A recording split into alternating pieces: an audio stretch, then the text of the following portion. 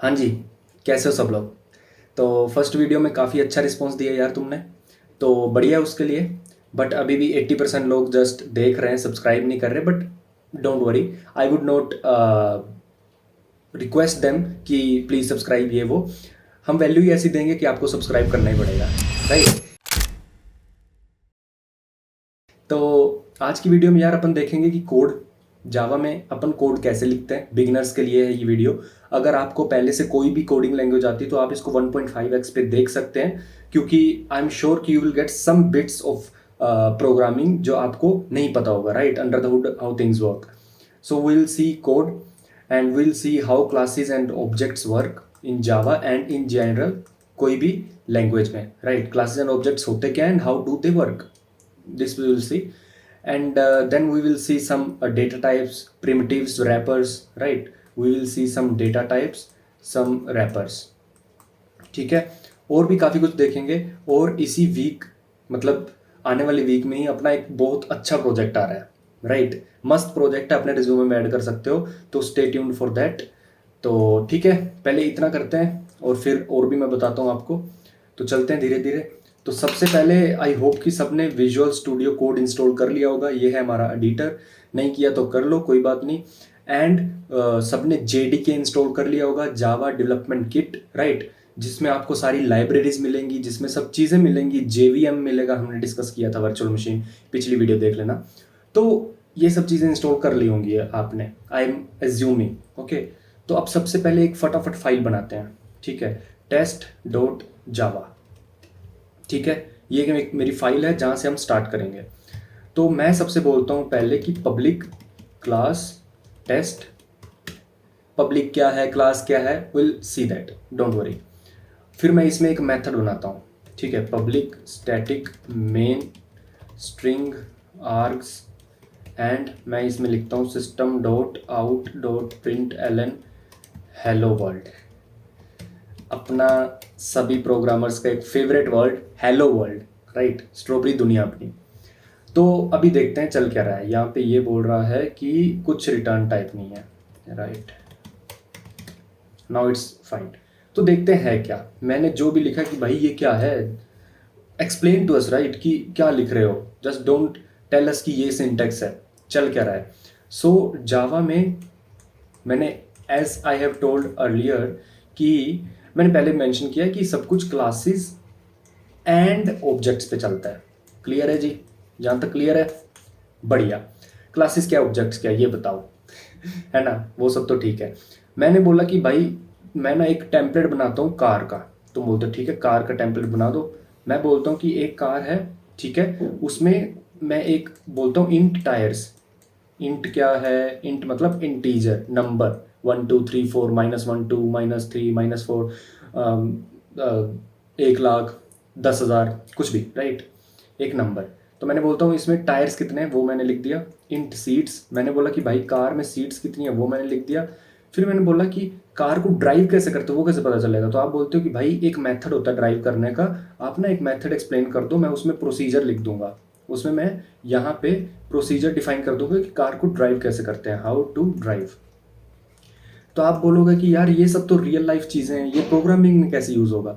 देखो, जावा सब कुछ रियल लाइफ चीज़ों से डील करता है। At the very first step ये सबको क्लासेस मानता है, सबको ऑब्जेक्ट्स मानता है। तो हमारी जो रियल वर्ल्ड में सब कुछ आसपास चीज़ें हैं वो सारे ऑब्जेक्ट्स हैं, राइट? वो किसी ना किसी क्लास को बिलोंग करते हैं। मैं ह्यूमन क्लास को बिलोंग करता हूँ। मेरी कार कार क्लास को बिलोंग करती है। आपके पास BMW है, वो कार क्लास को बिलोंग करेगी, राइट? तो कार एक मैंने टेम्पलेट डिफाइन कर दिया। उस टेम्पलेट में कुछ भी हो सकता है related to that thing, right? That materialistic thing जो भी है। तो इतना मैंने बोल दिया।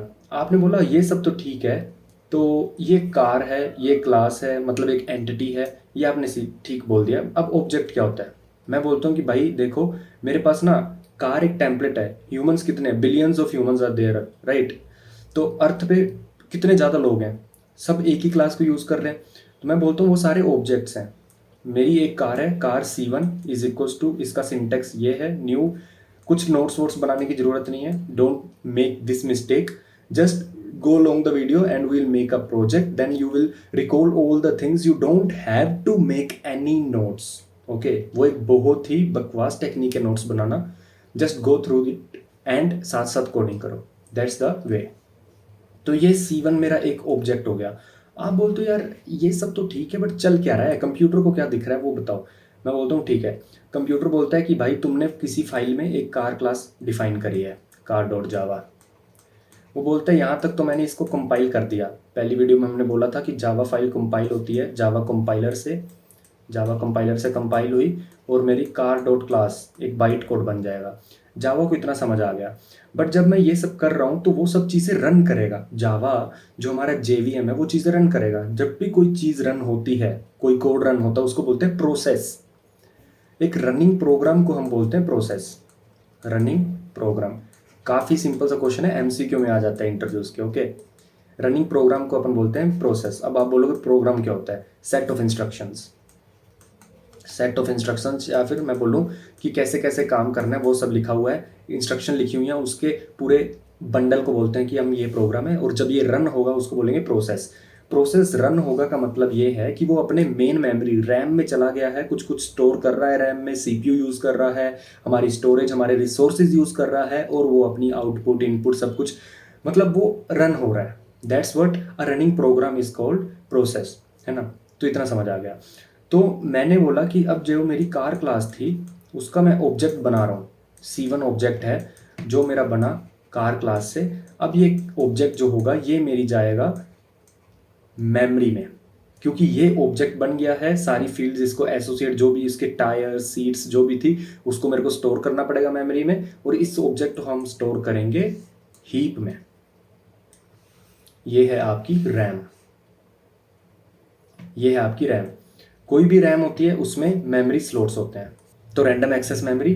तो आपके यहाँ पे एड्रेस होते हैं, राइट। एड्रेस कैसे होते हैं तो आप यहाँ पे ऑनलाइन देख सकते हो, इतना डीप में नहीं जाने की जरूरत। अब हर एक रैम में जो स्लॉट है उसका कुछ एड्रेस होता होगा, राइट। देखो आपके घर है, मुझे कैसे पता आपका घर कहाँ पे है? You will give me some address, so you can give your address to me and I will reach at your home. सो आप उस एड्रेस को पॉइंट कर सकते हो, राइट। तो मैं बोलता हूँ कि यहाँ पे अगर कोई पॉइंट कर रहा है तो इसका कुछ एड्रेस होगा, तो उस एड्रेस को हेक्स वैल्यू में स्टोर करा जाता है। अब हेक्स वैल्यू क्या होता है तो वो आप ऑनलाइन देख सकते हो। जस्ट एक नंबर को रिप्रेजेंट करने के लिए हेक्स वैल्यू यूज़ की जाती है, दैट्स द थिंग।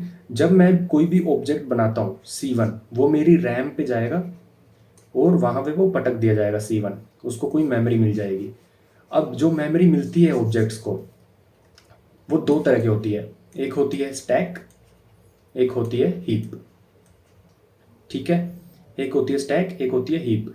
जब भी मैं कोई फंक्शन बनाता हूँ, फंक्शन क्या होता है? सेट ऑफ इंस्ट्रक्शन हम कोड में लिखते हैं, आगे जाके आपको इसी वीडियो में दिख जाएगा। लेट सपोज मेरा कोई फंक्शन है F1, इसमें मैं क्या करता हूँ, इसमें मैं सिर्फ प्रिंट करता हूँ हेलो, ठीक है।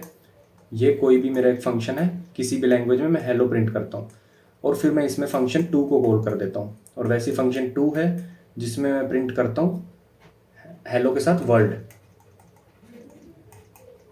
World, right. ये इतना क्लियर हो गया, दो फंक्शन है। तो सबसे पहले F1 कॉल होगा, कॉल मतलब ये रन होगा, तो मैं इस फंक्शन को रैम में लेके जाऊंगा अपनी, राइट। तो ये मेरी स्टैक में चला जाएगा, स्टैक मेमोरी में। अब स्टैक में क्या होगा, इसके वेरिएबल्स होंगे। Let's suppose int x is equals to 2 लिखा हुआ है, तो ये सब जो भी वेरिएबल्स हैं ये सब स्टैक में स्टोर होते हैं, राइट। F1 है, फिर उसका वेरिएबल्स वगैरह स्टोर होंगे यहीं पे, राइट। अब int क्या है? इंटीजर। अब मेमोरी में जब भी कुछ स्टोर होता है उसकी कुछ बाइट्स होती हैं, उसका एक यूनिट होता है उसको रिप्रेजेंट करने के लिए। वो बाइट कितने बाइट्स का हो सकता है? int 4 बाइट्स का लेट सपोज, तो ये 4 बाइट्स अपनी मेमोरी में ले लेगा। लेट सपोज आपकी 8 GB रैम है, 8 गीगा बाइट्स रैम है, उसमें सिर्फ 4 बाइट्स ले रहा है वो बेचारा। तो F1 ले लिया, उसके बाद F2 कॉल होगा, तो F2 कॉल हुआ, F2 ने अपना जो भी प्रिंट करना था कर दिया। अब इसको मैं पॉप करूँगा, पहले F1 पुश किया, अब F1 अब फिर F2 पुश किया, फिर हमने F2 पॉप कर दिया जब उसका काम खत्म हो गया। अब जो भी इसके इंटीजर थे F2 में, कुछ भी हमने वेरिएबल्स, इंटीजर्स कुछ भी हमने बनाए थे वो सब हम मेमोरी से हटा देंगे। अब F1 था, अब F1 ने क्या किया, X2 बनाया था, प्रिंट हेलो किया था उसने, फिर F2 को कॉल किया था। अब F1 का भी काम खत्म हो गया तो इसको भी हटा देंगे। तो स्टैक में क्या चलता है? पुश पॉप, जो कि मेमोरी में हो रहा होता है अपना। एक मेमोरी का छोटा सा ब्लॉक मिल जाता है, वहाँ पे स्टैक हम इनिशियलाइज कर देते हैं, ठीक है। पिछली वीडियो में हमने देखा था जो कोई भी वर्कर, एक थ्रेड, उसके पास अपनी स्टैक होती है, राइट। इतना क्लियर है ना, जो भी थ्रेड होता है। अब थ्रेड कैसे काम करते हैं, क्या होते हैं, उसको डिटेल में देखेंगे, डोंट वरी। तो इतना क्लियर हो गया, ठीक है। पुश एंड पॉप, स्टैक को एक और भाषा में कहा जाता है फर्स्ट इन लास्ट आउट। जो पहले जाता है वो लास्ट में बाहर आता है, राइट। जो पहले पुश हो गया वो लास्ट में बाहर आएगा, राइट। तो या फिर बोल सकता हूँ कि लास्ट इन फर्स्ट आउट, जो लास्ट में गया वो पहले आएगा, राइट। तो लिफो और फिलो कुछ भी बोल सकते हो, ठीक है। अब मैं बोलता हूँ ये तो हो गया स्टैक। अब एक होता है हीप, दूसरा मेथड है हीप। हीप का क्या मतलब है, वो भी रैम पे ही होता है, सब कुछ रैम पे होता है, ठीक है। आपकी वर्चुअल मशीन के पास कोई रैम आपको दी होगी, राइट। अब वही उसी पे सब कुछ चल रहा है। अब जो हीप है ना, हीप लेट सपोज इतना सा ब्लॉक में मैंने हीप अपनी इनिशियलाइज कर दी, ठीक है। यहाँ पे मेरे पास हीप आ गई। अब हीप जो होता है वो एक्सेसिबल होती है हर एक थ्रेड से। अब थ्रेड से मतलब क्या है कि जब T1 और T2 दो थ्रेड्स हैं, T1 है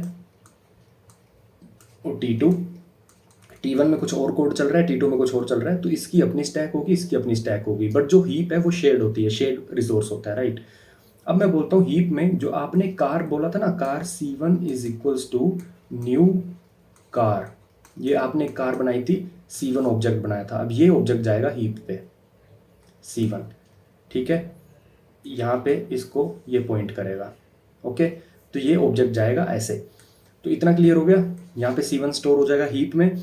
अब हीप में आप बोलोगे कि ठीक है यार, अब एक क्वेश्चन आ सकता है दिमाग में कि ठीक है सर, आपने बोला ये हमने मान लिया, let suppose thousands of line, 10,000 of line of code है, उसमें बहुत सारे ऑब्जेक्ट बन गए। अब मैंने C1 स्टोर किया था, अब इसको हटाएंगे कैसे, ये क्वेश्चन आ सकता है ना दिमाग में कि भाई C1 हमने बनाया था एक ऑब्जेक्ट, वो गया था, उसका काम हो गया, बट ये हटेगा कैसे। स्टैक में तो सब कुछ हटते जाता है जैसे जैसे उनका काम होते जाता है, बट हीप में ऐसा नहीं होता।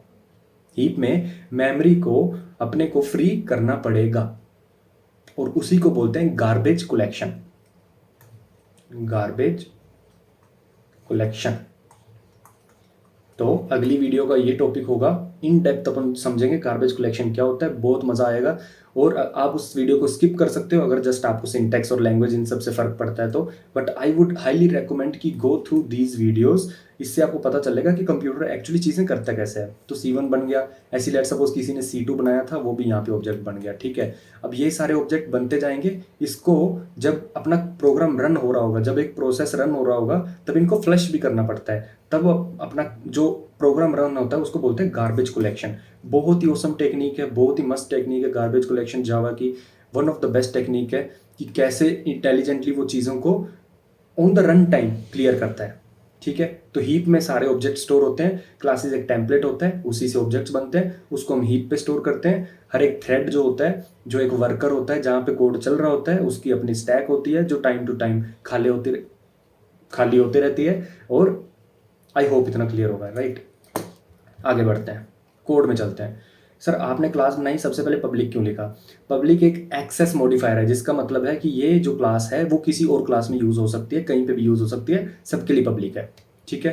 क्लास, उसका नाम, जो नाम है क्लास का और जो फाइल का नाम है मैच होना चाहिए। ये जावा का कंपाइलर इतना बेसिक नेसेसिटी मानता है कि तुम उतना दोगे उसको, तो ठीक है, इतना मान लो।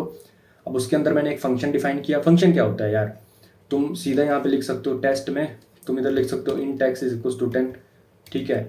सर फंक्शन क्या है, फंक्शन सिंपल सी बात है, सेट ऑफ इंस्ट्रक्शन। मैंने बोला कि कार है, कार के टायर्स हैं, सीट्स हैं, बट फंक्शन है ड्राइव, जिसमें मैं लिखूंगा कि ड्राइव कैसे करना है, राइट। मैं उसमें कुछ सेट ऑफ लाइंस लिख सकता हूँ कोड की। तो हर एक फंक्शन एक सेट ऑफ लाइंस अपन उसमें लिख सकते हैं। अब उस फंक्शन में हम कोई चीज़ इनपुट भी ले सकते हैं। जैसे सबसे पहले मैंने एक मेन फंक्शन लिखा, ठीक है। अब जावा ने बोला कि टेस्ट क्लास तो ठीक है, लेट सपोज आपने इसमें, अब मैं क्या करता हूँ, मैं 3 फंक्शन लिख देता हूँ, मेन 1 एंड मेन 2। जावा को कैसे पता चलेगा कि भाई रन क्या करना है। उसने एक ऑब्जेक्ट बनाया, आपकी क्लास उठाई, उसने ऑब्जेक्ट बना दिया अपनी मेमोरी में, और फिर जब रन करने की बारी आई तो वो बोलता है किस मेथड को रन करूं। आपने तो इस क्लास को कहीं पे ऑब्जेक्ट बनाया ही नहीं, है ना। अब लेट सपोज किसी ने ऐसे ऑब्जेक्ट बनाया हो, test T is equals to new test, ऐसे कुछ बनाया हो तो अलग बात है, बट ऐसा किसी ने किया ही नहीं, राइट।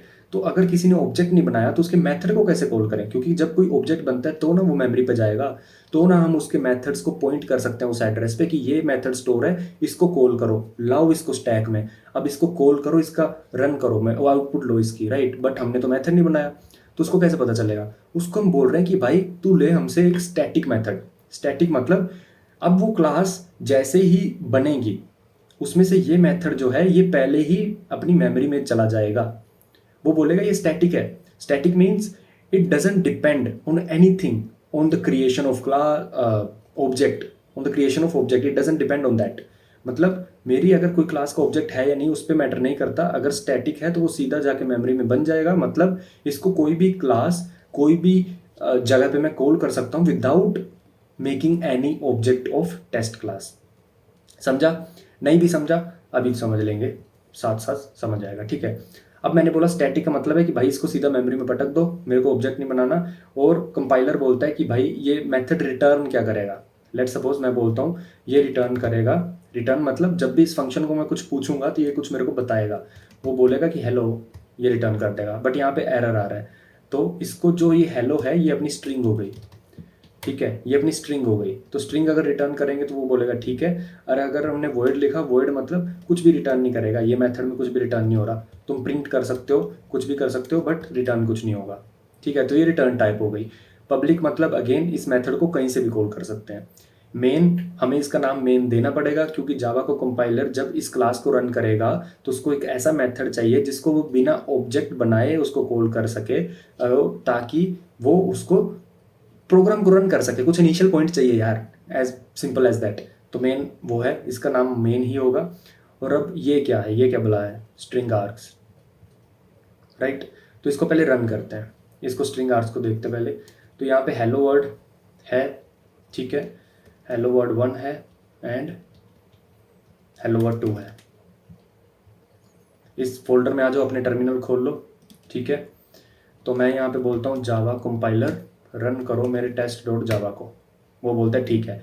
अब अगर आप इसमें आओगे तो इसने बना दिया टेस्ट डॉट क्लास, ये मेरी बाइट फाइल है, बाइट कोड है। अब मैं इसको किसी भी ऑपरेटिंग सिस्टम में जाके पटक के चला सकता हूँ मेरे जावा वर्चुअल मशीन में। इसको चाहे तुम विंडोज़ में चलाओ, चाहे तुम लिनक्स में चलाओ, चाहे तुम मैक में चलाओ, it's fine. So now Java, मतलब JVM को बोलूँगा मैं Java test, test dot class नहीं, just test, enter hello word. And make sure आपने SDK, जावा SDK इंस्टॉल कर लिया है। और अगर आप जावा C लिखोगे इंस्टॉल करने के बाद तो ये सब आना चाहिए, मतलब जावा आपका इंस्टॉल हो गया। नहीं हुआ तो कमेंट कर देना, कर लेंगे, ओके। तो मैंने ये रन किया था तो क्या आ रहा था, हेलो वर्ड। देखो सीधा ये मेन रन हुआ है, ये मेन 1 रन नहीं हुआ, मेन 2 रन नहीं हुआ। क्यों? क्योंकि जावा का कंपाइलर ने जब इसको कंपाइल किया था तो उसने बाइट कोड में ये इंस्ट्रक्शन दे दी थी कि तुम्हें ये मेन को मेमोरी में बनाना है, इसको भी बनाना है, इसको भी बनाना है। बट जब कोई इस क्लास को रन करेगा without making any object of this class तो तुम्हें इस मेन को रन करना है, क्योंकि ये डिफॉल्ट मेथड है जो कंपाइलर हमेशा रन करता है एज ए इनिशियल पॉइंट। हाँ, ओके, इतना क्लियर हो गया। अब वो स्ट्रिंग ऑफ आर्ग्स क्या है, तो इतना लोड क्यों ले रहे हो, इसको प्रिंट कर देते हैं। जावा में जो प्रिंट करते हैं वो ऐसे करते हैं, system dot out dot print in new line. अगर सेम लाइन में प्रिंट करना है तो प्रिंट, न्यू लाइन में करना है तो LN। और मैं बोलता हूँ आर्ग्स। सारे आर्ग्स आएंगे या नहीं, या फिर मेरे को इंडेक्स से लेना पड़ेगा, लेट्स सी। ये प्रिंट क्या करता है सबसे पहले, ठीक है, मैंने फाइल रन की, मैंने फिर बोला टेस्ट और उसके बाद बोल दिया 1 2 3 4। तो इसने यार ये प्रिंट कर दिया, ये क्या है, what is this.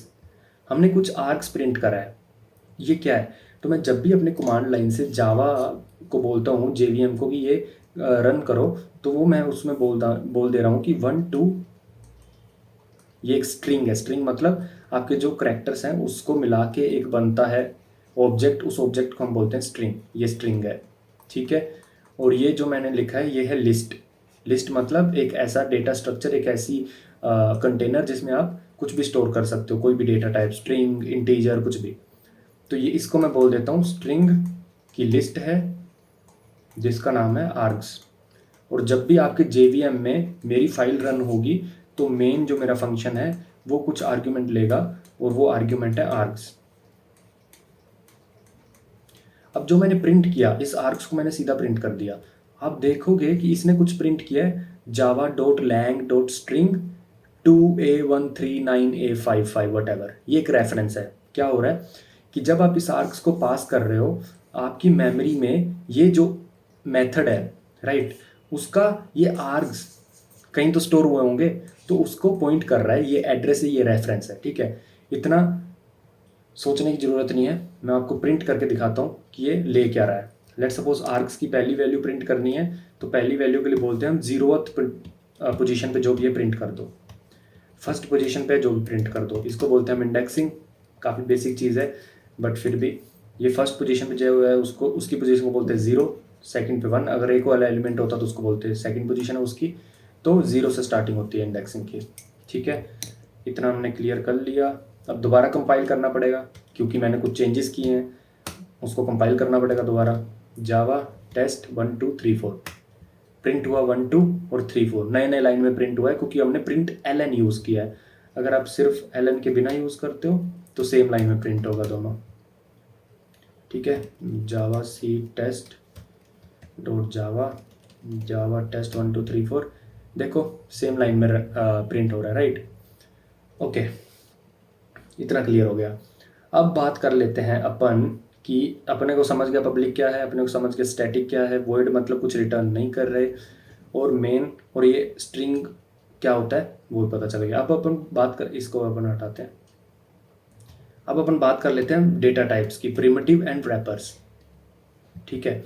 Data type क्या होता है, देखो जब भी आपके पास कोई लैंग्वेज है उसमें ये वाले डेटा टाइप इनिशियली होते ही होते हैं। इंटीजर नंबर स्टोर करने के लिए, कैर करेक्टर स्टोर करने के लिए, ABCD, है ना, बाइट, शॉर्ट, ठीक है। इन सबको इग्नोर मारो, बाइट, शॉर्ट, ठीक है। बाइट्स वगैरह यूज़ होती है बफर्स में, वो हम देख लेंगे कभी यूज़ हुआ तो, बट इंट, करेक्टर, इन सब से काम चल जाएगा। अब इसकी वेरिएशन आ जाते हैं इंट, क्योंकि इंटीजर मतलब 1 2 3 4 5, डेसिमल नहीं, राइट।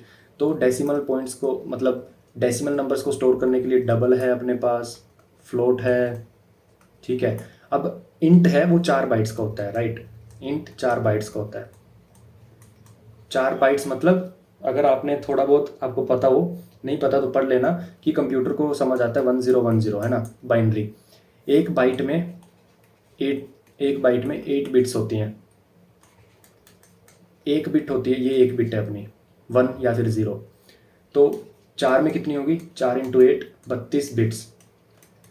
तो जो अपना इंटीजर मैक्सिमम स्टोर हो सकता है वो हो सकता है शायद 2⁻31 - 1, देख लेना ये कितना हो सकता है। बट जो अपने बाइट्स, जो आपको मेमोरी दी गई है उसकी एक लिमिट होगी। ऐसा तो नहीं है कि भाई आप बोलोगे कि मेरे को 100 ट्रिलियन स्टोर करना है एक इंट में, राइट। तो कुछ लिमिट होती है, राइट। आपको जो मेमोरी का ब्लॉक दिया गया है उसमें एक लिमिट होगी ना, ऐसे थोड़ी ना आप स्टोर कर लोगे एक मेमोरी के ब्लॉक में कितना भी, राइट। मे बी उसको 2 ब्लॉक लगे, मे बी उसको एक लेट सपोज 4 बाइट्स का, मे बी उसको 8 बाइट्स लगें, जिसको हम बोलते हैं लॉन्ग। तो ऐसे ही बड़े नंबर स्टोर करने के लिए लॉन्ग, ये सब यूज़ होता है। लॉन्ग नहीं, लॉन्ग, है ना, एक इंटीजर। तो ये सब डेटा टाइप्स ऐसे हैं जो लैंग्वेज के साथ आते ही आते हैं। अब आते हैं रैपर्स। जावा में रैपर्स होते हैं, लाइक स्ट्रिंग एक रैपर है, इंटीजर, ये इंट नहीं इंटीजर है, ये एक रैपर है, लॉन्ग एक रैपर है, ठीक है। स्ट्रिंग का मतलब क्या है, बहुत सारे कैरेक्टर्स हैं उनको ऐड किया गया है, A+B, ये बन गया अपने पास AB, ये एक स्ट्रिंग बन गया। अब ये स्ट्रिंग कुछ नहीं है, एक खुद में एक मेथड है, खुद में एक क्लास है, राइट। तो ये रैपर्स हैं। रैपर्स मतलब जो इनबिल्ट चीज़ों के ऊपर डिफाइन किए हुए हैं। ये इंटीजर है, ये इंट के ऊपर डिफाइन किया गया है। तो भाई हम इंट यूज़ क्यों नहीं करते, इंटीजर की यूज़ कर रहे हैं क्योंकि हमें एक्स्ट्रा फंक्शनैलिटी मिलती है, प्री डिफाइंड फंक्शन मिलते हैं जो हम out of the box use कर सकते हैं, राइट। काफ़ी फ्रीडम मिल जाती है रैपर्स यूज़ करने की। फटाफट अब देखते हैं कोड में। इंट A = 1, ठीक है।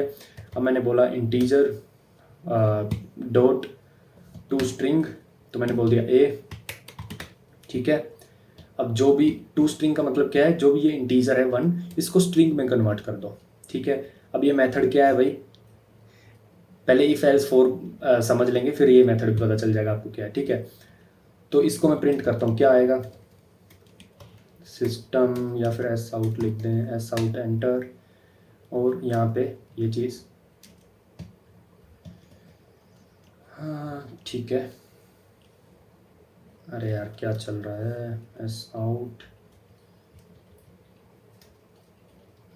ओके, सेमीकोलन लास्ट में लगाना होता है, ये जावा की नेसेसिटी, क्या कर सकते हैं। ये हो गया। ये क्या प्रिंट करेगी, अपना यहाँ पे आंसर लिख दो, ठीक है। कमेंट कैसे करते हैं देख पा रहे हो, राइट, 2 स्लैश से कमेंट करते हैं। कमेंट मतलब जो कोड में रन नहीं होगा, जस्ट आपने पढ़ने के लिए लिखा हुआ है, ओके। अब मैं बोलता हूँ, इतना मेरे को पता चल गया, ठीक है। अब देखो इंटीजर, मैं उसके टू स्ट्रिंग डायरेक्ट कर पा रहा हूँ कॉल, मेरे को ऐसे नहीं ज़रूरत पड़ रही इसको बनाने की। Integer i is equals to new integer, और मैंने यहाँ पे लिख दिया 12। देखो मेरे को एक ऑब्जेक्ट बनाने की ज़रूरत नहीं पड़ रही। इस क्लास, इंटीजर एक क्लास है, जावा में हर कोई चीज़ एक क्लास होती है, मेरे को ऐसे ज़रूरत नहीं पड़ रही। क्यों? क्योंकि अगर आप इस पर कंट्रोल और क्लिक दबाओगे तो आपको पता चलेगा ये स्टैटिक मेथड है। स्टैटिक मेथड मतलब ये मेमोरी में पड़ा हुआ है, इसका ऑब्जेक्ट बनाओ या ना बनाओ इसको फ़र्क नहीं पड़ता, ये सीधा कॉल हो जाएगा। मैंने सीधा कॉल कर लिया, ठीक है। अब वैसे ही स्ट्रिंग आ गया, string name is equals to, इसको आप ऐसे लिख सकते हो लवप्रीत सिंह, ठीक है। और इसको अपन कर सकते हैं प्रिंट नेम, ये अपना एक रैपर हो गया। स्ट्रिंग के अंदर अगेन कंट्रोल एंड क्लिक करोगे तो ये सब एक क्लास आ जाएगी पूरी, जिसमें सब कुछ डिफाइन किया होगा। डरना नहीं है, सब कुछ देखेंगे अपन धीरे धीरे समझ जाएगा क्या होता है @ डेप्रिकेटेड, ओवरराइड क्या होता है ये सब, राइट, ओके। तो इतना क्लियर हो गया। तो ये अपने पास प्रिमिटिव डेटा टाइप है जो लैंग्वेज में आता है, और उसका यूज़ करके कुछ रैप किया हुआ है, रैपर बनाए हुए हैं, उसको बोलते हैं इंटीजर, स्ट्रिंग। और जब अपन प्रोजेक्ट बनाएंगे ये सब यूज़ होंगे, तो डोंट वरी, जब यूज़ होते हैं तब दिमाग में बैठ जाते हैं, नोट्स बनाने की ज़रूरत नहीं है, ठीक है, ओके। इतना समझ गए। अब देखते हैं लूप्स। कोई भी लैंग्वेज में एक बेसिक चीज़ होती है लूप्स। लूप मतलब एक बंदा बोलता है कि भाई तेरे को 1 to 8 प्रिंट करना है, कैसे करेगा? मैं बोलूँगा सिंपल है, इंट I1 इक्वल टू 1, इसको मैं क्या करूँगा, कॉपी पेस्ट,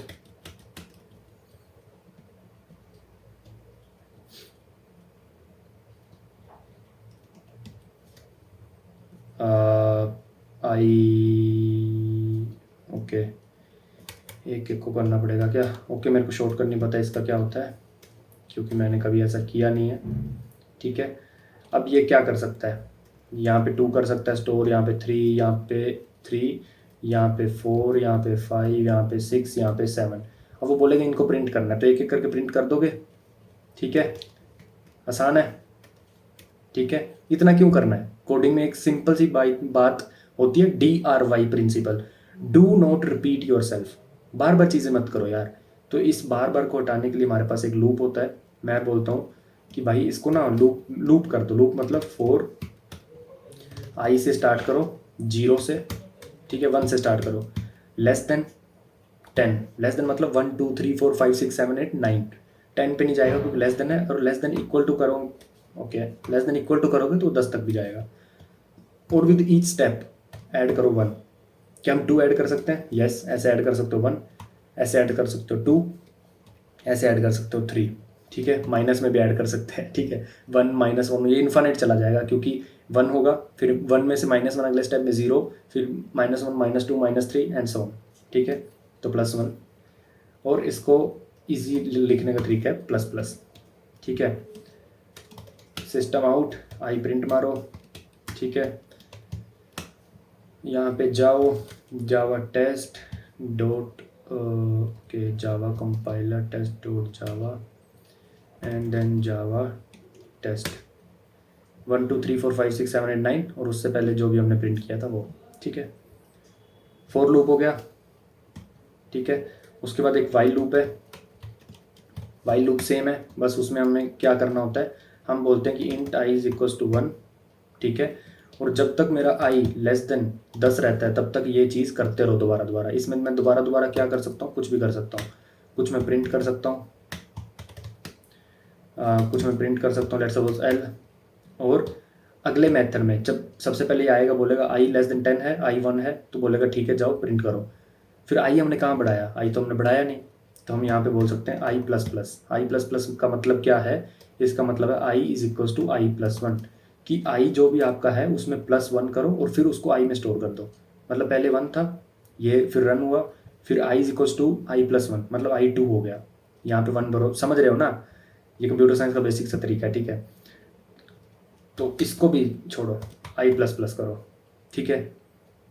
10 बार रन होगा, 0 1 2 3 4 5 6 7 8 9, नहीं 1 से स्टार्ट हो रहा है, अगर 0 से हो रहा होता तो 10 बार रन होता है, ठीक है। क्लियर हो गया जी इतना। बट मेरे को ये भी नहीं करना, मेरे को ये करना है आई प्लस प्लस। क्या ये कर सकते हैं? लेट्स सी ये चलेगा या नहीं। क्लियर करते हैं, javac test dot Java, Java test चल रहा है, ये चल रहा है। हाउ, कितनी बार चल रहा है? 1 2 3 4 5 6 7 8 9 10 बार चल रहा है, राइट। तो आई प्लस प्लस, मैं बोलता हूँ कि प्लस प्लस आई कर सकते हैं।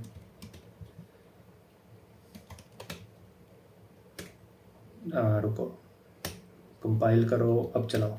कितनी बार चला? 1 2 3 4 5 6 7 8 9। क्यों? तो ये काफ़ी ट्रिकी सी चीज़ है, एमसीक्यू में आ जाती है कभी कभी, तो इसलिए मैं बस बता रहा हूँ। तो आई प्लस प्लस का मतलब क्या होता है? आई प्लस प्लस का मतलब होता है I is equals to I plus one, ठीक है। ये होता है I plus one plus equals to one का भी मतलब ये होता है। I plus equals to two का मतलब होता है I is equals to I plus two, ठीक है। अगर आई थ्री है तो नया आई कितना होगा? 5, राइट। अब मैं बोलता हूँ कि आई प्लस प्लस और प्लस प्लस आई में क्या फ़र्क है? इसमें फ़र्क ये है, अगर मैं बोलूँ I is equals to zero था, क्या I plus plus equals to one है? क्या ये वन होगा? नहीं, क्योंकि आई प्लस प्लस जो है वो चीज़ें हमें रिटर्न नहीं करता। मैंने आपको एक बोला था रिटर्न, चीज़ रिटर्न करना होता है। आई प्लस प्लस जो है वो रिटर्न नहीं करता, प्लस प्लस जो आई है वो रिटर्न करता है। मतलब मैंने बोला while I plus plus less than 10, इसका मतलब ये है आई की जो भी वैल्यू है उसको प्लस वन कर दो।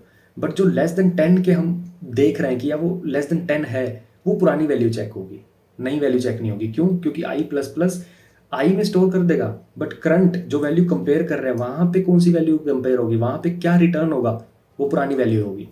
अगर मैं यहाँ पे प्लस प्लस आई लिखता हूँ तो मैं जो भी नई वैल्यू वो रिटर्न होगी, ठीक है। Prefix and post fix plus plus करके पूछ लेना, इंटरनेट में क्या होता है वो पता चल जाएगा। बट आई होप इतना पता चल गया होगा। डू वाइल लूप भी होता है, बकवास है, कोई काम का नहीं है, जब यूज़ होगा तब देखेंगे। तो इतना पता चल गया। प्रिमिटिव डेटा टाइप्स क्या होते हैं, ठीक है, प्रिंट कैसे मारते हैं, रैपर्स क्या होते हैं, ठीक है, वो भी एक क्लासेस ही हैं, ठीक है, उनके हम मेथड यूज़ कर सकते हैं। कुछ एक्स्ट्रा मेथड होते हैं जो हमें अच्छे लगते हैं आउट ऑफ द बॉक्स, तो इसलिए अपने आप को रिपीट नहीं करना, इसलिए फॉर लूप है, ठीक है, वाइल लूप है, ठीक है। अब क्योंकि जो लोग बिगिनर हैं उनके लिए ये वीडियो थी, ठीक है। तो एक आपके लिए प्रॉब्लम है, वो प्रॉब्लम ये है बिगिनर्स के लिए कि आपको कोड करना है।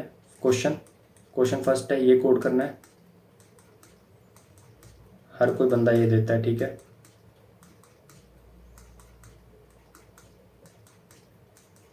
ये प्रिंट होना चाहिए स्क्रीन पे, ठीक है। इसका मैं कोड करके बता देता हूँ। ये वाला क्वेश्चन आपको घर से करना है, ये, ठीक है, ये प्रिंट होना चाहिए, ठीक है। तो एक कर लेते हैं। तो करेक्टर मेरे पास C1 है, करेक्टर को सिंगल इसमें लिखा जाता है, सिंगल कोमा, ऐसे आप डबल कोमा यूज़ नहीं कर सकते, ऐसे डबल कोमा यूज़ नहीं कर सकते, ठीक है।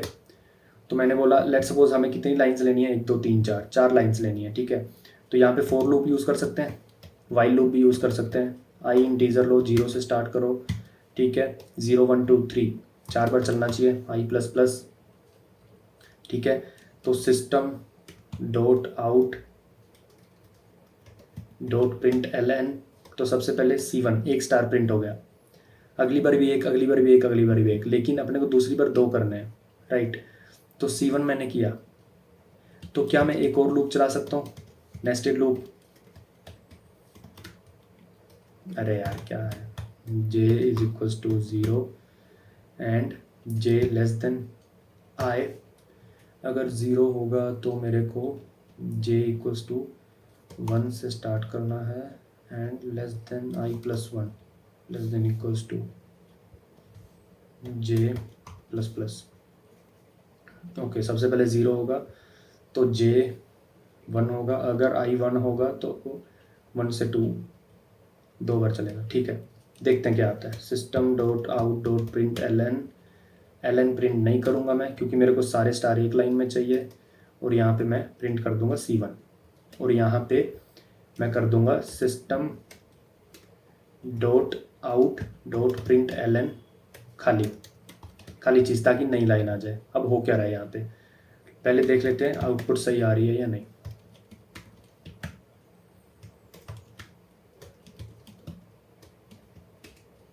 सही आ रही है आउटपुट, सब सही है। हो क्या रहा है, सबसे पहले मैंने C1 को स्टार बोला, एक करैक्टर इनिशियलाइज किया। मैंने बोला कि 4 लाइनें चाहिए मेरे को, तो 4 तक इसको चला दिया, 0 1 2 3। फिर मैंने बोला कि पहली बार मुझे 1 स्टार चाहिए, दूसरी बार 2, तीसरी बार 3, चौथी बार 4। तो j सबसे पहले 1 पे स्टार्ट होगा, i की वैल्यू सबसे पहले 0 होगी, तो j कहाँ तक जाएगा, i प्लस 1, 0 प्लस 1, मतलब 1 से स्टार्ट होगा 1 तक जाएगा, मतलब एक बार चलेगा। तो मैं 1 स्टार प्रिंट कर दिया, इतना हो गया। अब यहाँ पे ये क्या करेगा, नेक्स्ट लाइन, अब जो भी चीज़ें प्रिंट होगी अगली बार से वो नेक्स्ट लाइन में ले जाएगा। अब i 0 था, अब 1 हो गया, j कहाँ तक जाएगा, j दोबारा 1 लेगा, 1 प्लस 1 2, तो 1 और 2, j 2 बार चलेगा, 2 स्टार प्रिंट करेगा। फिर j 1 से स्टार्ट होगा, i अब हो जाएगा 2, तो 2 प्लस 1 3, तो 1 2 3, j 3 बार का चलेगा और 3 स्टार प्रिंट होंगे, चौथी बार 4, पाँचवीं बार 5। ठीक है, अब ये वाला स्टार ये कैसे प्रिंट करना है, इसमें आपको एक चीज़ बता देता हूँ कि अपन प्रिंट क्या कर रहे हैं, करैक्टर प्रिंट कर रहे हैं। ये करैक्टर है, ये भी करैक्टर है, ये भी करैक्टर है, ये भी करैक्टर है, ये भी करैक्टर है, ये भी करैक्टर है, ये भी, बट इसके ऊपर क्या है, खाली करैक्टर, उसको हम ऐसे लिखते हैं। इसके ऊपर क्या है, खाली करैक्टर, इसके ऊपर क्या है, खाली खाली खाली और खाली। इसका सोल्यूशन अगली वीडियो में देखेंगे, बट ये करके आना। तो आप अपन ने क्या किया, primitive data types, rappers, static का एक्चुअल में मीनिंग क्या होता है, क्लासेस और ऑब्जेक्ट एक्चुअल में कैसे यूज़ होते हैं, पब्लिक क्या होता है, वैसे ही हमने देखा string, integer, long, double etcetera. अगली वीडियो थोड़ी सी एडवांस होगी, जो लोग बिगनर थे उनके लिए वीडियो थी, ताकि वो स्टार्ट कर पाएँ। All will be on the same page, that's why I publish this video. So I hope सबको समझ आया होगा। अगर समझ आ गया तो शेयर कर दो और सब्सक्राइब करके जाना। ठीक है, सब्सक्राइब नहीं करते हो मज़ा नहीं आता। ठीक है, तो अगली वीडियो में मिलते हैं, तब तक के लिए बाय बाय।